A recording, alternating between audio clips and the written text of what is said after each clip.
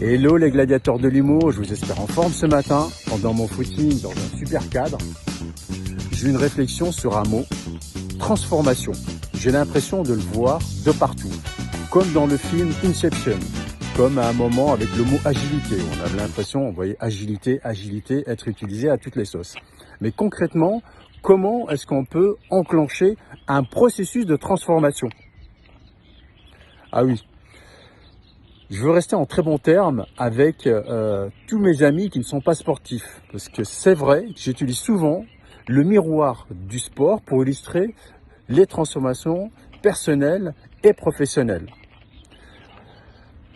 Le processus de transformation et d'apprentissage, c'est exactement le même dans toutes les autres disciplines. Rappelez-vous quand vous avez décidé d'apprendre une langue étrangère ou quand vous avez passé votre permis.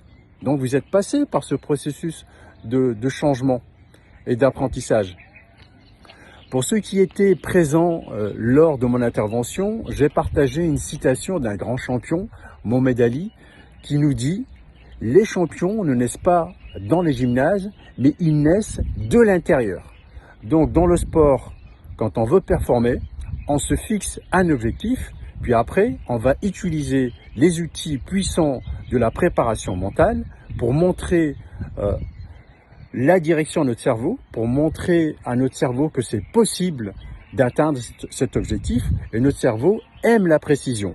Puis après, on passe à l'action par l'entraînement. Donc à force de répéter et d'être régulier et de persévérer, à un moment, on va assister à un processus de transformation physiologique.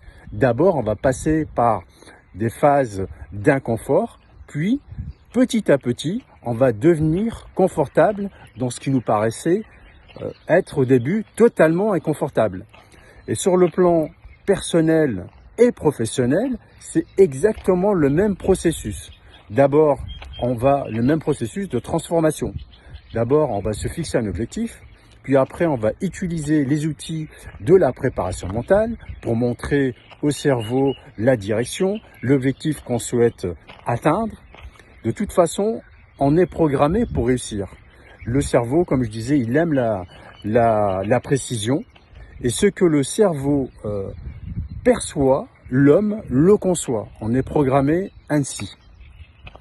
Et donc, on va passer à l'action. Donc au début, on va passer par des phases de résistance, d'inconfort, d'adaptabilité.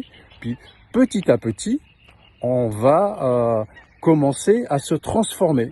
On va commencer à devenir confortable dans ce qui nous paraissait, comme dans le sport, au début, totalement inconfortable. Pour illustrer mes propos, visualisez-vous être devant un champ d'herbes hautes. Tiens. Là, vous voyez, hop.